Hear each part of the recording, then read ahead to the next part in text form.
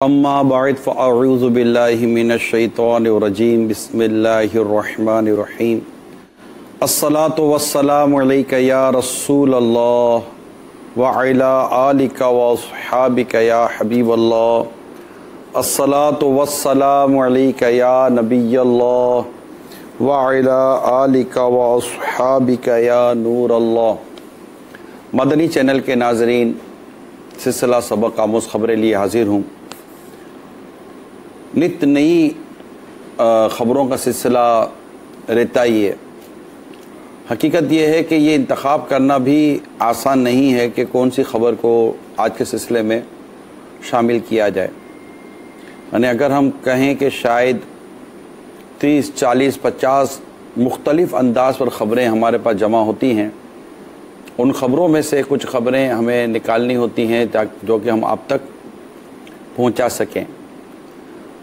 इसमें इबरत वाली ख़बरें भी होती हैं, ख़ास सबक आमोज़ ख़बरें होती हैं, कुछ हैरत अंगेज़ और पुरअसरार किस्म की ख़बरें भी सुनने को मिली हैं और कुछ मुझे पहुंचाई भी गई थी। अब मसला ये है कि कौन कौन सी ख़बर आप तक पहुंचाई जाए। हम उसमें से कुछ इंतखाब करते हैं और ऐसा लगता है कि इसमें सबक है। गौर करें तो पता चलता है कि इसमें सबक है। ज़ाहिर है आपके पास भी ख़बरें पहुंचती होंगी। अब तो ख़बरों ही ख़बरें हैं दुनिया भर में, कभी क्या ख़बर, कभी क्या ख़बर, कभी क्या ख़बर। मगर हम अफसोस, महज अफसोस करने के बजाय इसमें से कुछ ऐसे सबक निकालें जिससे हम किसी बड़ी परेशानी और मुसीबत से बच सकें। बाज़ औक़ात ऐसी ख़बर होती है जिसको पता चले तो हम अपनी दुनिया और आखिरत की बेहतरी का सामान कर सकते हैं। इस तरह मुख्तलिफ़ अंदाज से ख़बरें इंशाअल्लाह आप तक हम पहुँचाएँगे।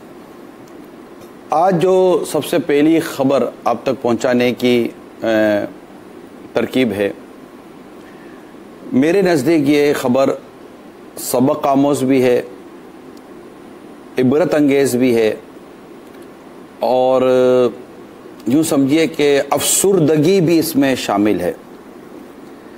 और वो समझें कि एक बेटी की फ़रियाद के तौर पर आप तक पहुंचाने की मैं कोशिश कर रहा हूं। ये BBC उर्दू है, इसकी ख़बर है 19 फरवरी 2018। ये कोई इतनी पुरानी ख़बर नहीं है।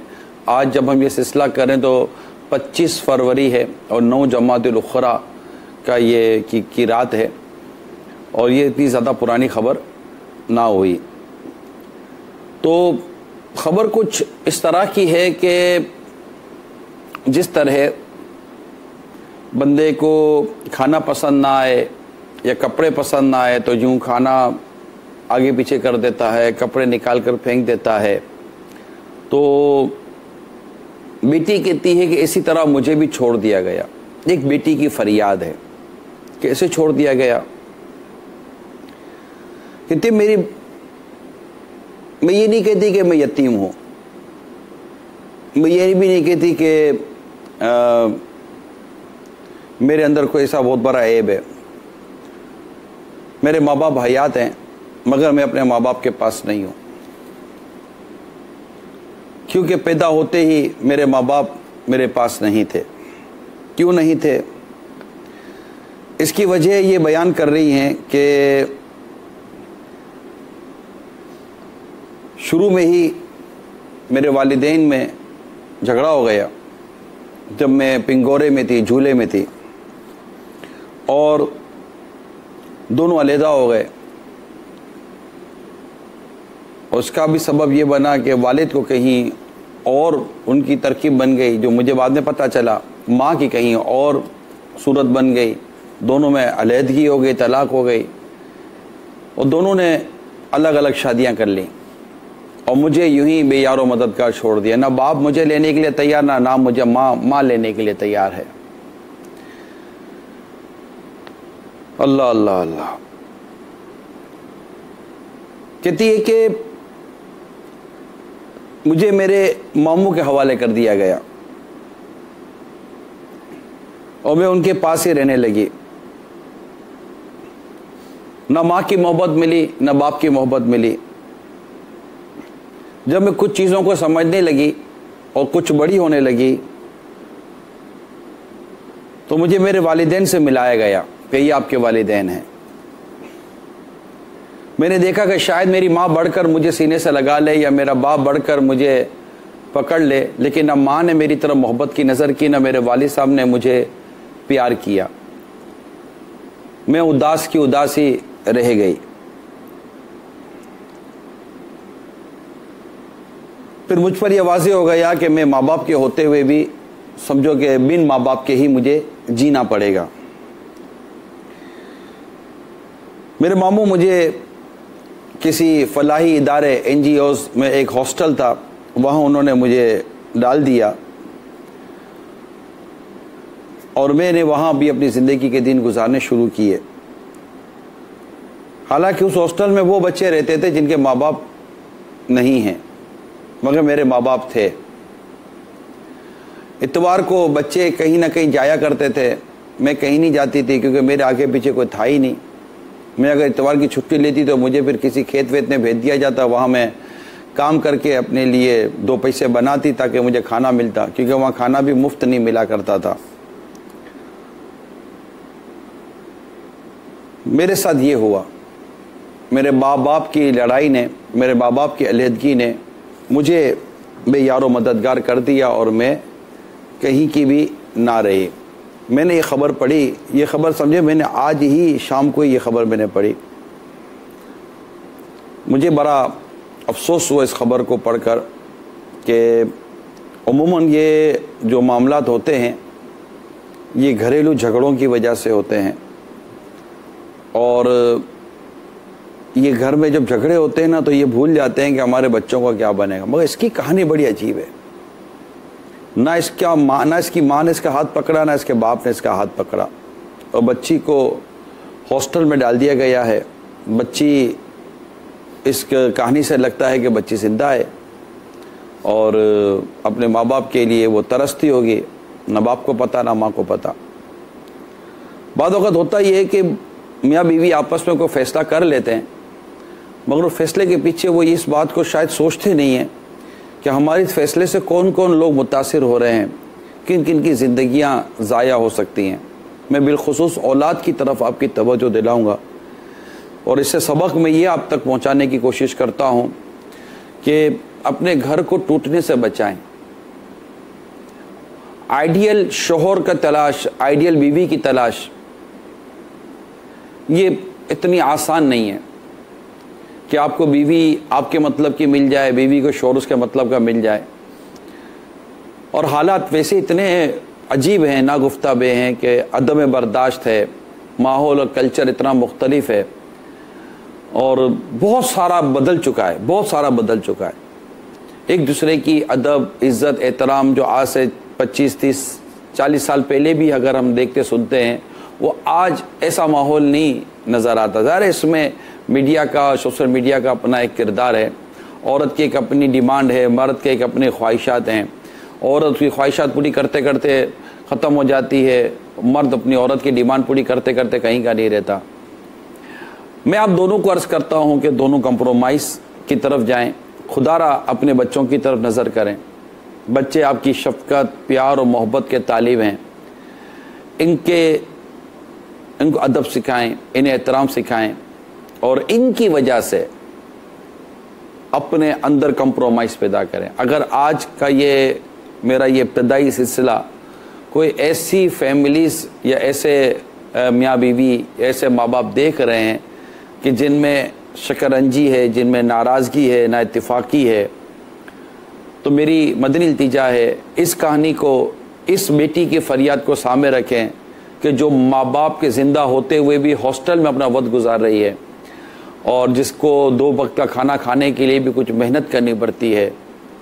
अगर इसको मामू के घर दोबारा भेज दिया जाए तो मामू उसके साथ पता नहीं क्या सलूक करेंगे और उसके अरमानों का कहाँ का खून होगा। ना माँ उसको देखने के लिए तैयार है, ना बाप उसको देखने के लिए तैयार है। दोनों ने अपनी ज़िंदगियाँ अलग अलग शादियाँ करके गुजार ली हैं। ऐसे को निकाल कर अपने औलाद को फेंकता है क्या? औलाद ना हुई कि बदन का सड़ा हुआ हिस्सा हो गया जिसे निकाल कर फेंक दिया। औलाद तो आपकी मोहब्बत की निशानी है। औलाद से तो माँ बाप की आंखें ठंडी होती हैं। माना कि औलाद के अपने अदब और औलाद के अपने हुकूक हैं, औलाद माँ बाप का अदा करे, लेकिन क्या ये ज़रूरी नहीं है कि माँ बाप भी जाने कि औलाद की ज़रूरत, औलाद की अहमियत, औलाद के जज्बात क्या होते हैं? क्या माँ बाप सिर्फ औलाद से ही अच्छी तवक्को की उम्मीद रखें? क्या औलाद को इस बात का हक़ हासिल नहीं कि और माँ बाप से भी अच्छी तवक्को की उम्मीद रखें? उसकी अच्छी परवरिश, उसकी अच्छी तालीम, उसकी तरबियत। खैर, ख़बरें काफ़ी हैं, मैं एक ही ख़बर को इतना ज़्यादा तवील नहीं करता। अगर आप में ना इत्तेफाकी है तो आज की इस पहली ख़बर का मैं आप तक सबक ये पहुँचाने की कोशिश कर रहा हूँ कि आप अपनी इस ना इत्तेफाकी को बढ़ने से बचाएं, मोहब्बत और प्यार पैदा करने की कोशिश करें, एक दूसरे को कंप्रोमाइज़ करने की कोशिश करें, ताउन करने की कोशिश करें, बर्दाश्त करने की कोशिश करें। और याद रखिए कि आपकी अलहदगी, आपकी जुदाई, आपका पार्टीशन, ये आपकी औलाद को तकसीम करके रख देगा। फिर एक वक्त आता है ना, क्योंकि माँ अलग शादी कर लेती है, अमूमन बाप अलग शादी कर लेता है, और अगर औलाद लटक गई तो जो माँ बाप औलाद को लुक आफ्टर कर सकते हैं ना, वो कोई गैर करे इसकी तवक्को कम रहती है। लिहाजा मदनी इल्तिजा करता हूँ कि अपनी बच्चों के लिए, अपने बच्चों के मुस्तक़बिल के लिए, इनकी खुशियों के लिए, अगर कहीं आपको अपने जज्बात का, अपने एहसासात का गला घोंटना पड़ता है तो घोंट दीजिएगा। सल्लु अलल हबीब सल्लल्लाहु तआला अला मुहम्मद। इस मौजू पर अगर आपको कॉल करना चाहें तो कॉल भी कर सकते हैं। यानी इतना अजीब हाल है कि एक ख़बर मैंने देखी, वो थी कि एक औरत, माँ को सफ़र करने का इतना शौक़ था जहाज़ में कि उसे सफ़र के लिए अपना बेटा किसी फैमिली, अपना बच्चा किसी फैमिली को बेच दिया। आइए इसके पहले मैं आपको ख़बर दिखाता हूँ।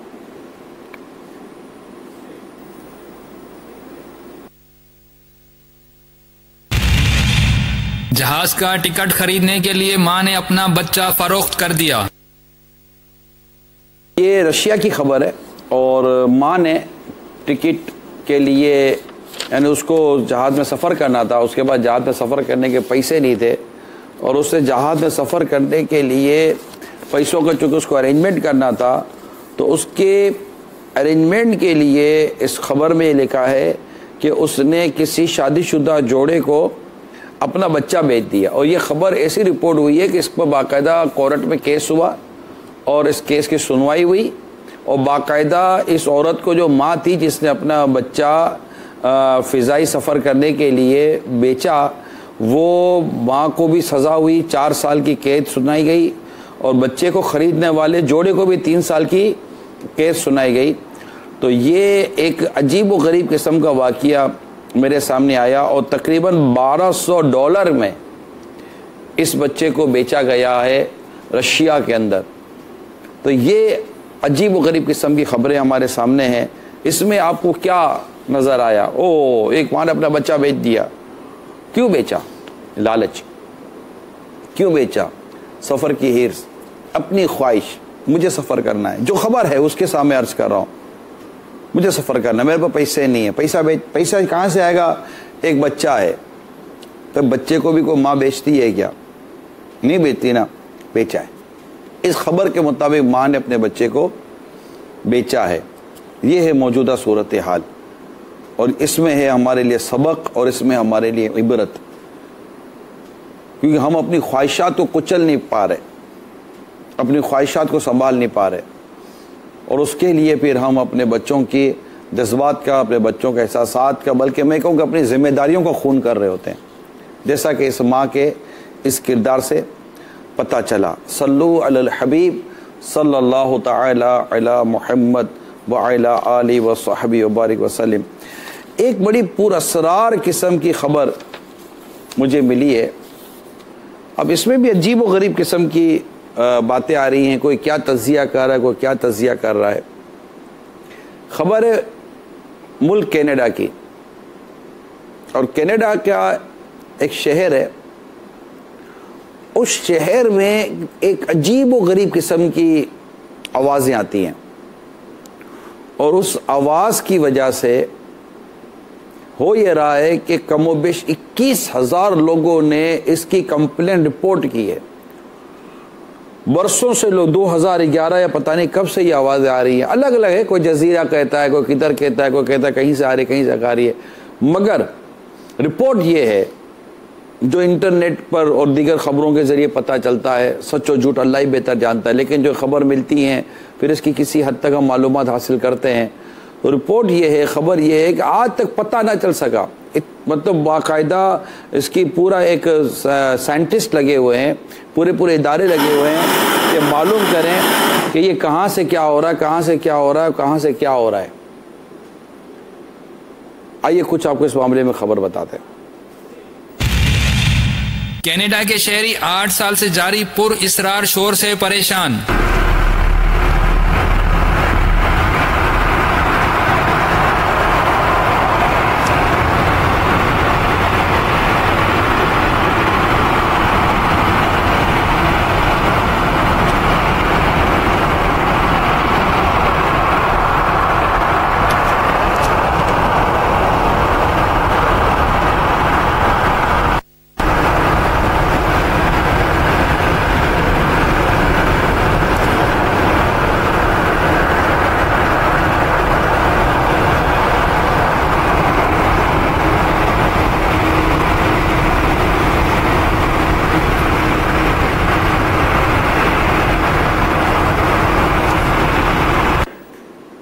ये आप शोर सुन रहे हैं, इसको स्ट्रेंजर नॉइज़ेस कहा जा रहा है। स्ट्रेंजर नॉइज़, एक अजनबी सी आवाज़, एक अजनबी सा शोर, और ये लोगों को तंग कर रहा है, लोगों को परेशान कर रहा है।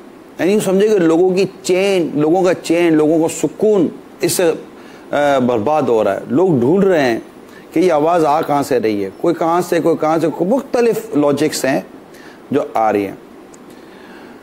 देखिए सबक क्या, मैं अपनी अर्ज़ करता हूँ, ठीक है, मेरे लिए ये ख़बर नहीं थी, मुझे मेरे इस्लामी भाइयों ने ख़बर निकाल के दी। मैं जब इस ख़बर को पढ़ता रहा कि कोई कहाँ से कह रहा है, तो एक शोर जो लोगों के कानों पर आ रहा है, लोगों के जहन को मुंतशिर कर रहा है, लोगों में घबराहट पैदा हो रही है, लोग जा रहे हैं, निकल रहे हैं, परेशान हो रहे हैं, रिपोर्ट कर रहे हैं कि आवाज़ ढूंढो कहाँ से। मैं जब ये शोर की आवाज़ सुनी तो मुझे सही बताऊं, मुझे सूर फूंकने की जो आवाज़ के बारे में रिवायतों में आता है, मुझे वो याद आई कि जब सूर फूंकी जाएगी उसका शोर कैसा, उसकी आवाज़ कैसी होगी। यानी लोग जब उसकी आवाज़ की तरह जब कान करें, वो आवाज़ बढ़ती जाएगी, हत्ता कि लोग इंतकाल कर जाएंगे, वफात पा जाएंगे, मर जाएंगे लोग। तो ये सबक कि अल्लाह तबारक व तआला के इस ज़मीन पर एक ऐसी आवाज़ आ रही है जिसे अब तक साइंस तलाश करने में नाकाम है कि ये आवाज़ आ कहाँ से रही है। ये परेशान है लोग। हालांकि कनाडा तरक्की याफ्ता मुल्क कहलाता है और वहाँ की एक साइंस है, उसके साथ ही अमेरिका है। अमेरिका और कनाडा के दरमियान कहते कोई जजीरा है, उसकी आवाज़ है, कोई कहता है कि फ़लाँ कोई ऐसा अंडरग्राउंड चीज़ है, उसकी आवाज़ है, ये आवाज़ है। लेकिन भाई पता क्यों नहीं चल रहा, तकरीबन 8 साल हो गए इस आवाज़ को कनाडा के लोग सुन रहे हैं। ये ख़ास एक इलाके के अंदर है, पूरे मुल्क के अंदर नहीं है। विंडशोर ये ये आवाज़ है, ये जगह है जहाँ पर ये आवाज़ आती है। किसी और जगह से इस आवाज़ के आने की खबर नहीं है, लेकिन ये पुरअसरार आवाज़ है। अब तक इस आवाज़ का पता नहीं चल रहा। जैसे बाज़ औक़ात कहीं से पानी आ रहा होता है, पता नहीं चलता ये पानी कहाँ से आ रहा है, कहीं से कोई चीज़ आ रही होती है, पता नहीं था कोई ये कहाँ से आ रही है। इसी तरह ये शोर आ रहा है, ये नहीं पता चलता कि ये शोर कहाँ से आ रहा है, और लोग नाकाम हो गए। अल्लाह करीम हम सबको खैर व आफ़ियत वाली ज़िंदगी अता फ़रमाए और हम सबको अल्लाह तबारक व तआला ईमान की सलामती नसीब फरमाए। आए कॉल लेते हैं।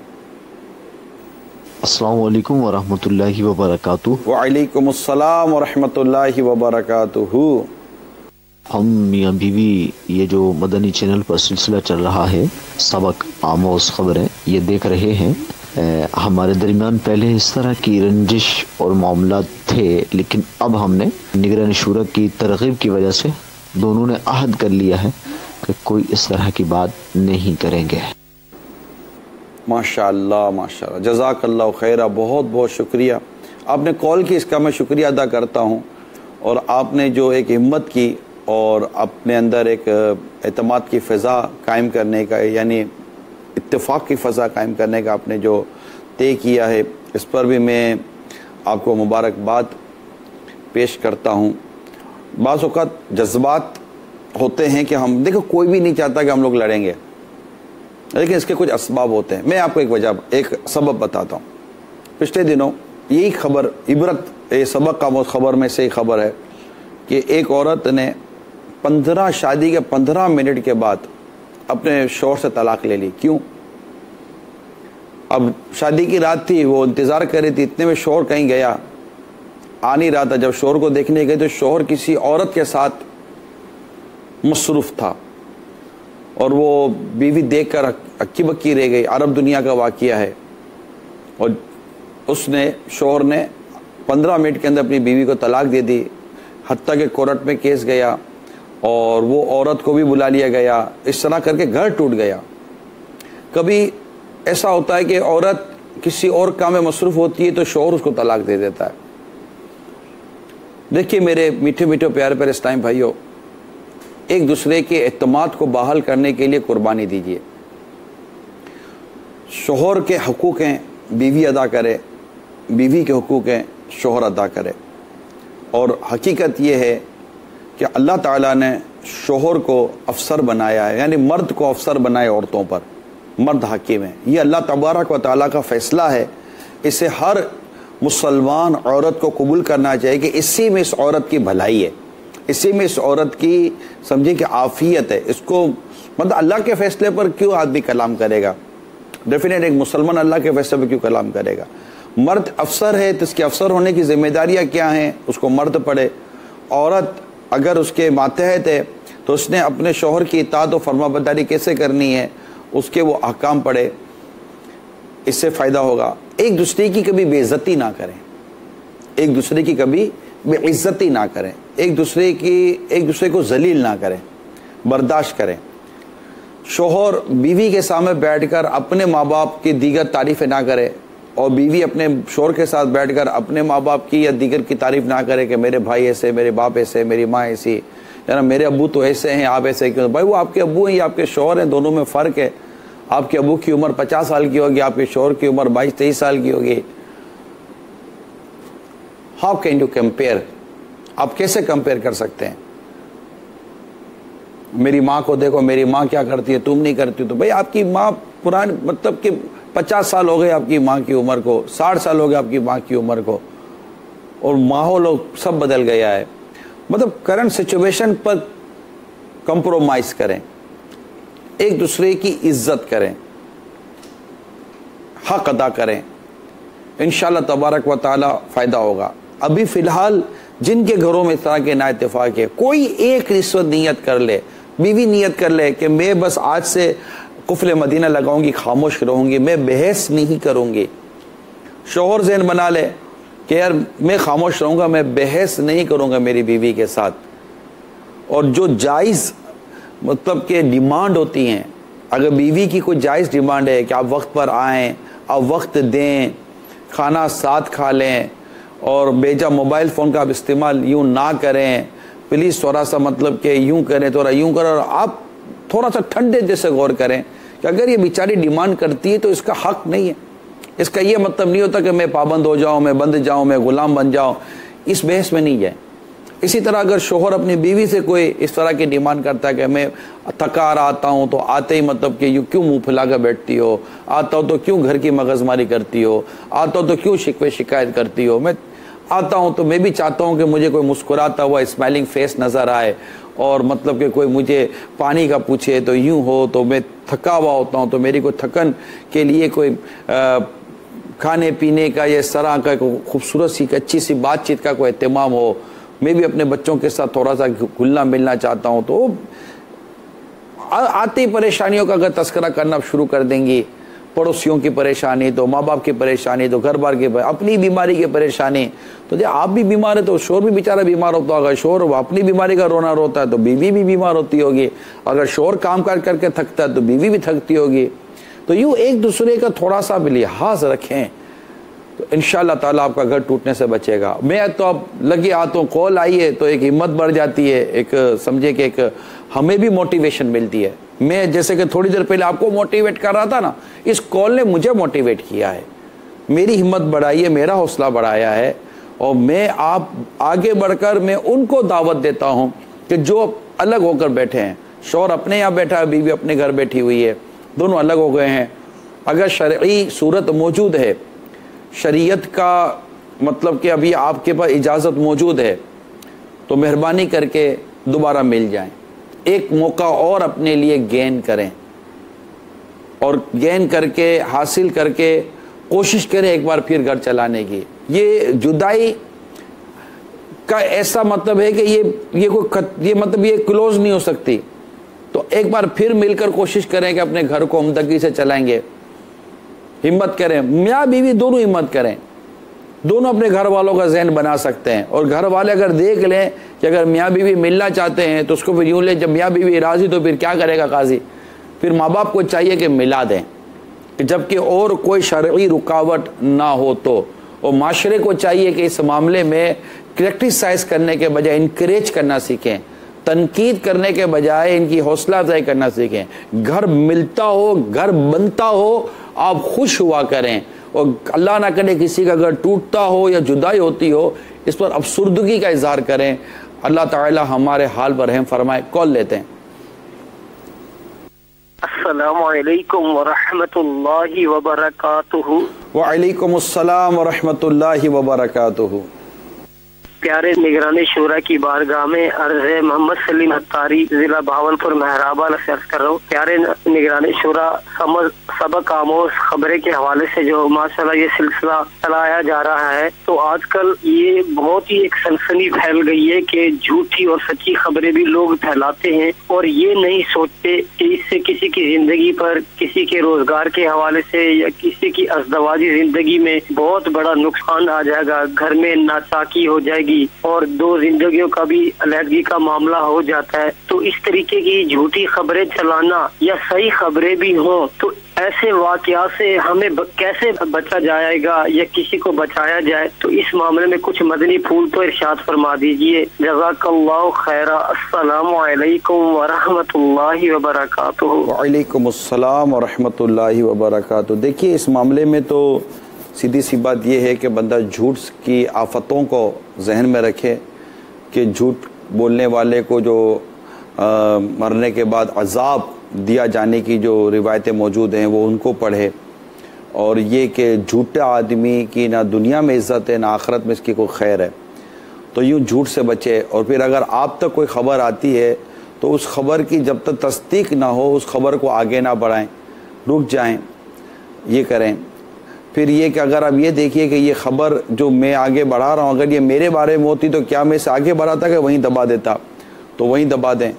तो इस तरह की सोचें पैदा करने से इंशाअल्लाह उम्मीद है कि हम इस तरह की बाज़ बुरी, गंदी या झूठी या किसी की इज़्ज़त उछालने वाली ख़बरों की आफतों से बच भी जाएंगे और औरों को बचा भी लेंगे। यानी इतना अजीब और गंदगी हो चुकी है सोचों में कि ऐसा लगता है कि जैसे अगर किसी को कोई ख़बर पढ़ानी है ना तो उसके ऊपर कोई झूठा टैग लगा दें और उसको जब ये ऑन करेगा तो प्ले करेगा तो अंदर में वो चीज़ है ही नहीं, या अल्लाह ना करे कोई ऐसी नंगी बात या बेहयाई वाली बात लिख दें, तो वो इंसान का नेचर इतना गंदा हो रहा है फ़ी ज़माना अल्लाह की पनाह कि वो जब देखता है ना यार इसमें कोई गंदी चीज़ होगी या बेहया चीज़ होगी या फौशी होगी तो शायद उस पर वो ज़्यादा माइल होता है, या कोई मतलब औरत का फ़ोटो लगा देंगे या कोई ऐसी चीज़ दे देंगे कि जिससे मतलब कि मतलब ये हमारी आदतों से और हमारे सोचों से खेल रहे होते हैं।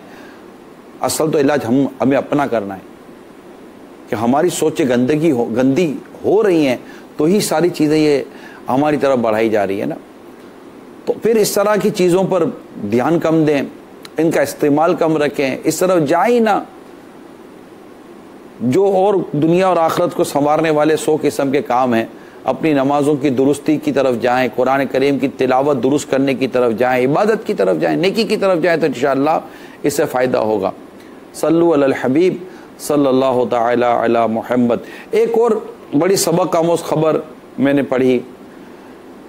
एक शख्स जो कि कोल्ड ड्रिंक का ऐसा आदी था कि उस कोल्ड ड्रिंक की आदत की वजह से उसके मुंह के सारे दांत सड़ गए। ये कोई बहुत बड़ी उम्र का नहीं था, एक जवान आदमी था, अगरचे अंग्रेज मुल्क का था, लेकिन एक जवान आदमी था और उसकी तबीयत ये थी कि वो उठता था तो उठते ही उसको बोतल पीनी होती थी। आइए पहले मैं आपको उसकी खबर बताता हूँ। रोजाना कई लीटर सॉफ्ट ड्रिंक पीने वाला शख्स दांतों से महरूम हो गया।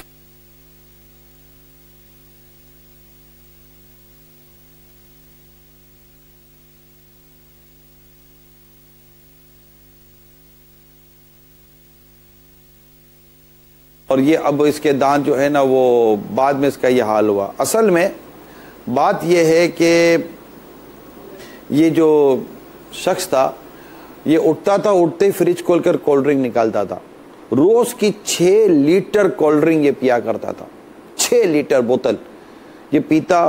और आहिस्ता आहिस्ता उसकी कैफियत ही हो गई, जो मैंने पढ़ा इसकी रिपोर्ट को, कि जैसा कि वो नशे शराब का आदी होता है ना, इस तरह वो कोल्ड ड्रिंक का आदी हो गया। और अगर इसे कोल्ड ड्रिंक ना मिलती, ये नॉर्मली हमारे जो ड्रिंक पी जाती है cold drink, Cola black drink, Cola drink और वाइट ड्रिंक और ये इस तरह की चीज़ें होती हैं, अगर इसे बोतल ना मिलती तो इसके बदन पे कपकपी सी तारी हो जाती थी, यानी उसको वो इसका आदी बन गया, उसको लत पड़ गई थी। पीते पीते पीते पीते ये हाल हुआ कि इसके सारे दांत सड़ गए और सड़े तो फिर इसके सारे दांत निकालने पड़े। लाखों रुपए खर्च करने के बाद इसके समझे कि आर्टिफिशियल और आरजी दांत लगाए गए, बकिया इसके सारे दांत निकालिए गए, बाकायदा इसका एक ऑपरेट हुआ है और लाखों रुपए अलग लगे और ज़िंदगी में अलग परेशानी हुई, दर्द और तकलीफ़ इसको अलग उठानी पड़ गई। हमारे लिए तो इसमें, मेरे लिए तो, मुझे तो बड़ा, उन लोगों के लिए इसमें मैं सबक बयान करूँगा जो ये बात समझते और मानते नहीं है कि यार ये चीज़ें क्यों हम इतनी पी रहे हैं। यानी मैं पर्सनली, मैं खुद एक ऐसे नौजवान तो नहीं कहूँगा, एक जवान से बैरून मुल्क मिलकर आया हूँ जो रोज़ की 5 लीटर बोतल पीता था, उसका बदन भी फिर ठीक ठाक। अच्छा, 5 लीटर बोतल भी पिए और साथ चॉकलेट भी खाए, तो अब रहा क्या। अब होता ये है कि ये चीज़ों में पता नहीं ऐसी क्या चीज़ मिली हुई होती है कि फिर ये इंसान को आदी बना देती है। आपको बार बार उसकी तलब होगी, पिएंगे पिएंगे पिएंगे, फिर एक दिन आता है कि इसकी लत पड़ जाती है। ये आप ये सोचिए, ये हाल एक आम कोल्ड ड्रिंक पीने वाले का ये हाल है, आम कोल्ड ड्रिंक पीने वाले का हाल है। दीगर नशा करने वालों का हाल क्या होता होगा, शराब पीने वालों का हाल क्या होता होगा। शराब पीने वालों के बारे में तो मेरी मालूमात तो ये है कि जो शराब पीते हैं ना, नॉर्मली इनके गुर्दे ख़त्म हो जाते हैं, इनके फेफड़े ख़त्म हो जाते हैं, और जो दीगर जिसको कहते हैं ना ऑर्गन ऑफ बॉडी, ये मतलब बिल्कुल तबाह बर्बाद हो जाती हैं। इनके दिल का निज़ाम तबाह बर्बाद हो जाता है और दीगर जो मामलात होते हैं, मतलब कई किस्म की बीमारियां ये पाल कर बैठ जाते हैं। शुरू में बातों का पता नहीं चलता, फिर आहिस्ता आहिस्ता ये चीज़ें जो है ना इंसान को बड़ी मतलब कि वो ख़राब कर रही होती हैं और पूरा घर मुतासिर हो रहा होता है। इस तरह दीगर नशे की आदतें होती हैं, वो भी इंसान को यही तबाही की तरफ आहिस्ता आहिस्ता, शुरू में ये वो दोस्तों के साथ शौक़ में पी रहा होता है, फिर आदी हो जाता है और फिर ना जाने क्या क्या तबाही इसमें आती है। तो अगर अल्लाह ना करे आपके अंदर इस तरह की कोई आदत है और आप इस तरह कोल्ड ड्रिंक के आदी हैं, और कोल्ड ड्रिंक के नुकसानात तो वैसे अमीर सुन्नत का बाकायदा पूरा एक हमारा ये रिसाला मौजूद है, उसको अभी आपके मकतूतुल मदीना के रिसाले से देख सकते हैं कोल्ड ड्रिंक के नुकसानात का। तो ये कोल्ड ड्रिंक के बहुत नुकसानात हैं, बज़ाहिर मुझे कोई फ़ायदा नज़र नहीं आता। लज्जत अपनी जगह पर है, लेकिन इस लज्जत के पीछे जो इसकी बीमारी की जो तकलीफ़ है ना, उसका वो बयान से बाहर है। फिर इसमें शुगर हो जाने का अंदेशा, और इसमें एसिड की वजह से और भी कई चीज़ें इंसान के दिल और दिमाग को ख़राब करती हैं। और खाना खाओ तो फिर खाने के ऊपर अमूमन ये कोल्ड ड्रिंक पी जाती है, तो फिर इसके अलग मैदे पर जो नुकसान होते हैं वो अलग हैं। तो इसका कोई फ़ायदा नहीं है। लज्जत मैं मानता हूँ कि इसमें लज्जत है, टेस्ट नहीं होता तो उसको लेता कौन, टेस्ट नहीं होता तो उसको पीता कौन। लेकिन पैसे देकर आप टेस्ट तो ले रहे हैं, लेकिन सच्ची बात है पैसे देकर आप बीमारी भी ले रहे हैं और तरह तरह के अमराज इसमें गले पड़ जाते हैं। अल्लाह ताला हम सबको इन बुरी और फजूल किस्म की चीज़ों से बचने की तौफीक अता फरमाए। सेहतमंद रहने की कोशिश करें, सेहतमंद रहें, अल्लाह की इबादत के लिए रिस्क के हलाल कमाने के लिए, अपने अपने घर वालों के लिए। जो आप बीमार होते हैं ना, आपको पता है बीमारी के बाद आपके लिए एक और परेशानी मुंह खोले खड़ी है, वो है अखराजात, पैसे। मेडिकल कितना मेडिकल महंगा है, आपको इसका अंदाज़ा होना चाहिए। और फिर आहिस्ता आहिस्ता जब इस तरह की बीमारियां लगती हैं ना, तो बंदा डिप्रेशन का मरीज़ हो जाता है, जहनी मरीज़ हो जाता है, जहनी तनाव का शिकार हो जाता है, वो फिर उदास रहता है, फिर मायूसी की तरफ जाता है, तरह तरह की बीमारियां पैदा होती हैं। एक हमारी खबर है डिप्रेशन के हवाले से, आइए वो भी हम आपको दिखाते हैं।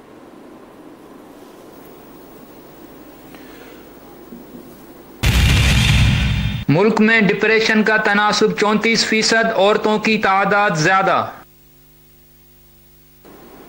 ये जो मुल्क में जो डिप्रेशन, ये 34% है, और एक रिपोर्ट के मुताबिक 44% है, औरतें इसमें ज़्यादा हैं।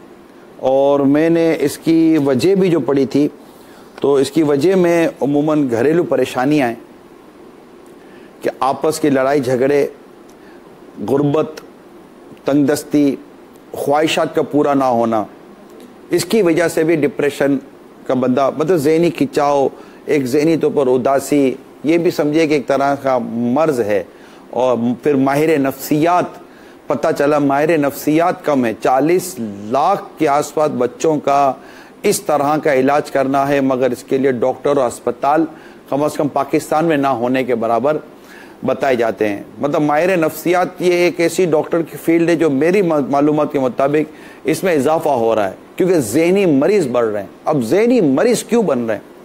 आपको दवाई मिल जाएगी, फिर ये क्या काउंसलिंग करते हैं, बैठते हैं, आपको बताते हैं इसका ये हल देते हैं, उसका वो हल देते हैं, यानी ऐसी ज़हनी मर्ज़ बन जाता है बंदे का बाद औक़ात, या ऐसी नफ्सियाती मर्ज़ लग जाता है कि एक औरत के बारे में खबर पड़ी कि उसको इतनी अपने बच्चों के बारे में वो ज़हनी मरीज़ हो गए कि 13 ऑपरेशन करा लिया इसने अपने बच्चों का। आइए देखते हैं उसकी खबर को। माँ ने बगैर किसी बीमारी के अपने बच्चे के 13 ऑपरेशन करवा डाले। बच्चे के 13 ऑपरेशन करवा, डॉक्टर मना करते रहे कि नहीं आपके बच्चे कुछ नहीं, मेरे बच्चा बीमार है, मर जाएगा, ऑपरेशन कर दो, मेरा बच्चा मर जाएगा, ऑपरेशन कर दो। इसके ऑपरेशन करा कर बच्चा ही मतलब कि वो कहीं का नहीं रहा। ये ज़हनी मर्ज़ की वजह से माँ अपने बेटे का इतना ऑपरेशन करवाती रही है। तो ये जो डिप्रेशन का जो मर्ज़ हमारे यहाँ बढ़ रहा है, इसकी दवाइयाँ भी बिक रही हैं यकीनन, और डॉक्टरों बहुत हेवी फीस के साथ इसके डॉक्टर होते हैं। अब ज़हनी मरीज़ करे क्या? ज़हनी मरीज़ करे क्या? डिप्रेशन का मरीज़ करे क्या?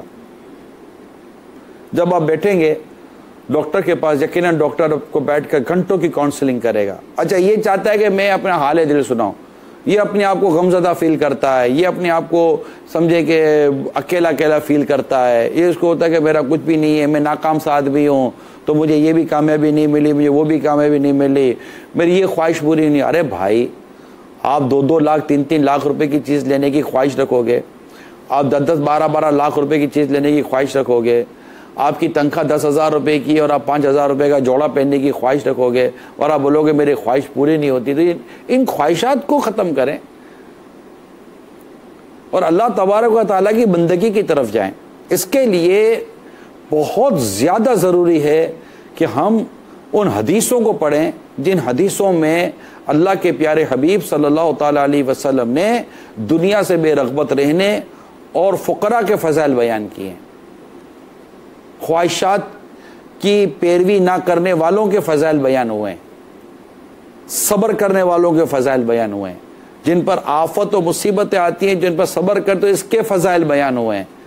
यानी ये चीज़ें शायद आपको इस तरह डॉक्टर, क्योंकि डॉक्टर अगर मजहबी होगा, मदनी सोच होगी, तो शायद आपको इस तरफ लेके जाए और आपको कहे कि जनाब आप 5 टाइम वज़ू करें, आप मिसवाक करें, आप सफाई का ख्याल रखें, आप अपने रब के हुजूर सजदा करें, और अगर आपको रोना ही है तो अपने रब के हुजूर रोए ना। देखिए शिफा कौन देगा? अल्लाह ताला। यकीनन डॉक्टर के पास जाने से ये वे अल्लाह ताला ही की मतलब कि जैसे शरीयत मुताहरा की तरफ से हमको मिला हुआ है कि हम डॉक्टर के पास जाएं।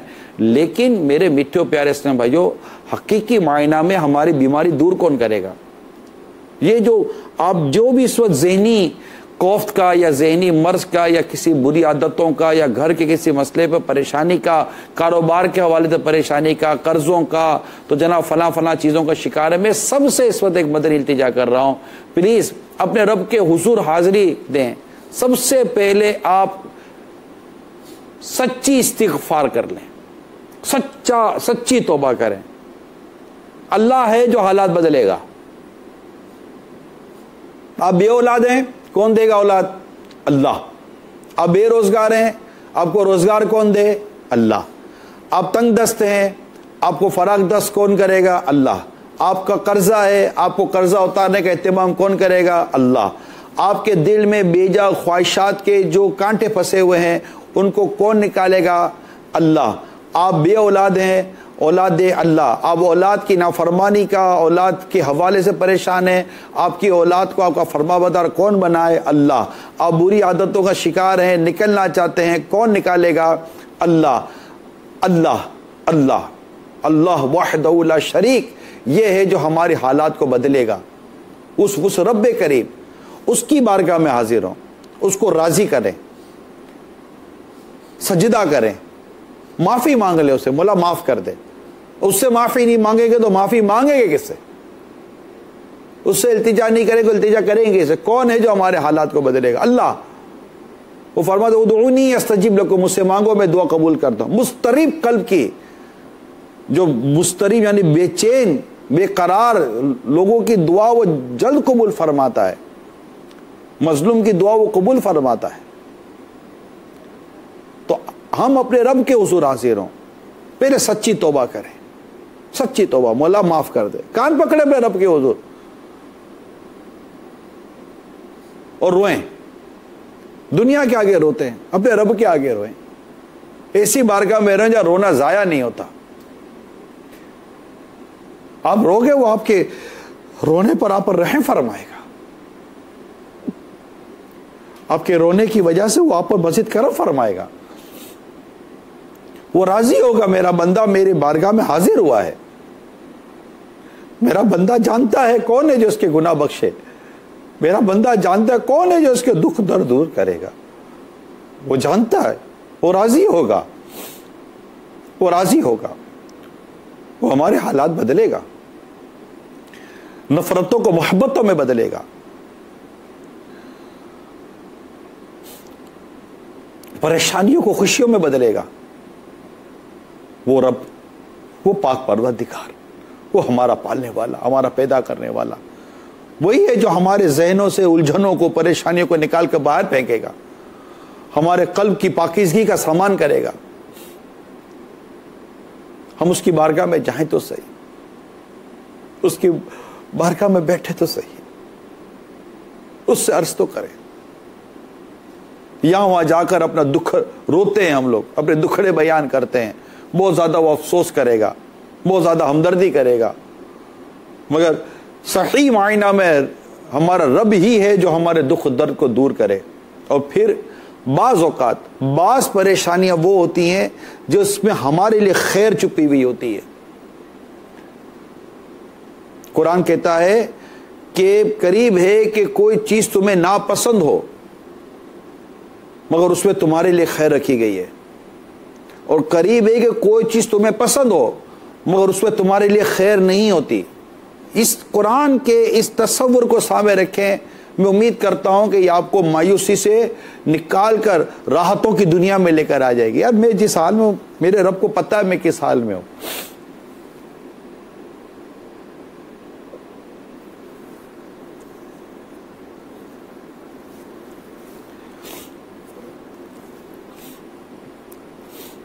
मेरा रब मेरी उलझन को जानता है,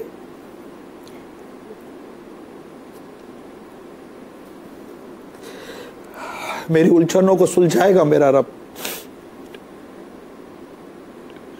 मेरे बिखरे कामों को यकजा करेगा मेरा रब, मुझे सब्र देगा मेरा रब, मेरा पाक परवरदिगार।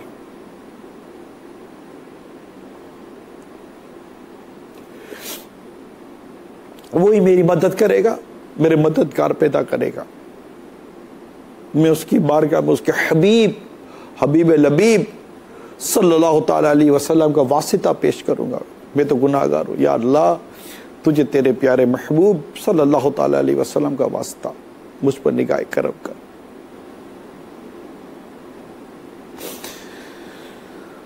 असनुल वियाल आदाबी दुआ में दुआ के फ़ज़ाइल तर्जुमा है इसका, मकतूतुल मदीना ने किताब शाया की है।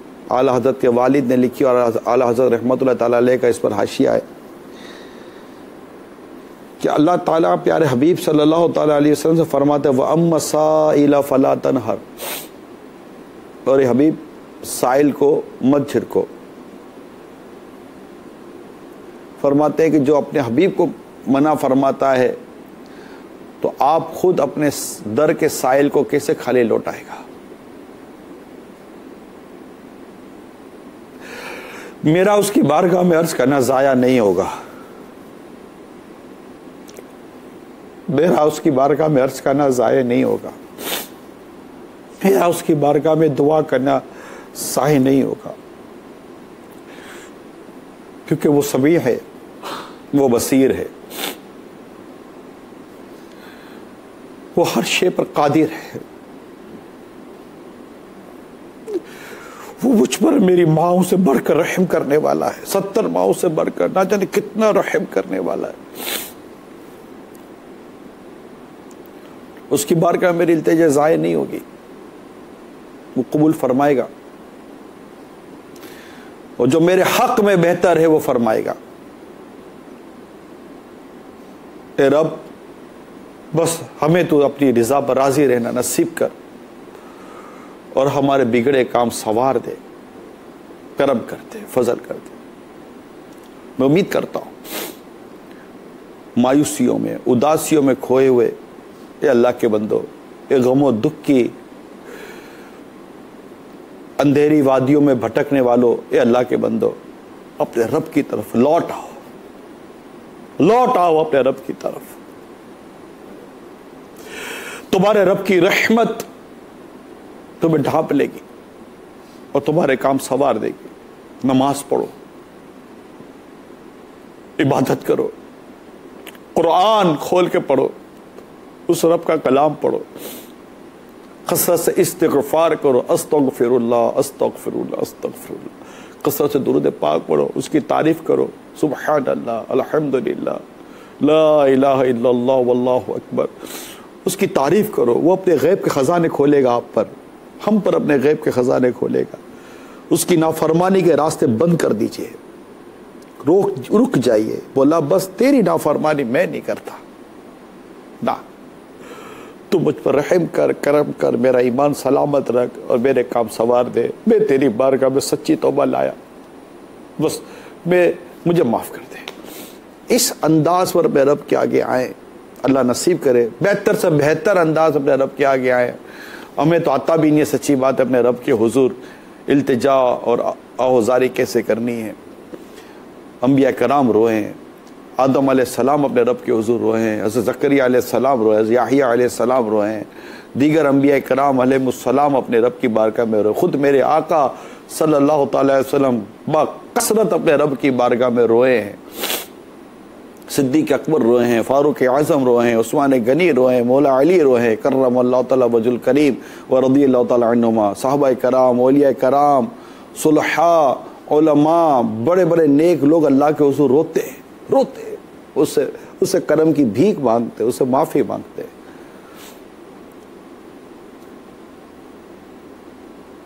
अल्लाह ने चाहा तो आपकी डिप्रेशन की और दीगर परेशानियां दूर भी होंगी, और अगर इन चीज़ों का होना ही मुक़द्दर है तो अल्लाह अपने करम से सब्र अता कर देगा, हिम्मत अता कर देगा। और ख़ुद उस रब की बारगाह में रो कर जब बंदा अपने आप को एक हल्का फुल्का फील करता है ना, आप रो कर देखें, रो ले, तो उसके आगे रो ले, आप अपने आप को एक फील करेंगे कि यार मैंने अपने रब की बारगाह में अर्ज़ की है, जो मेरे हालात देख भी रहा है, बदलने पर कादिर भी। अल्लाह अमल करने की तौफीक अता फरमाए। इंशाअल्लाह अगले हफ्ते सबक आमोज़ ख़बरें लिए फिर हाजिर होने की नीयत है। अगर आपकी कॉलें होंगी तो माज़रत चाहता हूँ, कॉल्स नहीं ले सके, वक्त पूरा हो चुका है। अल्लाह हम सबका ईमान सलामत रखे, आमीन बिजाहिन नबील अमीन सल्लल्लाहु तआला अलैहि वसल्लम। दावत इस्लामी का मदनी चैनल देखते रहिए, सुन्नतों भरे मदनी काफ़िलों में सफ़र कीजिए, मदनी माहौल से वाबस्ता हो जाइए। इंशाअल्लाह ताला दिल और दिमाग दोनों को पाकीज़गी और राहत नसीब होगी। सल्लू अलल हबीब सल्लल्लाहु तआला अला मुहम्मद। जहां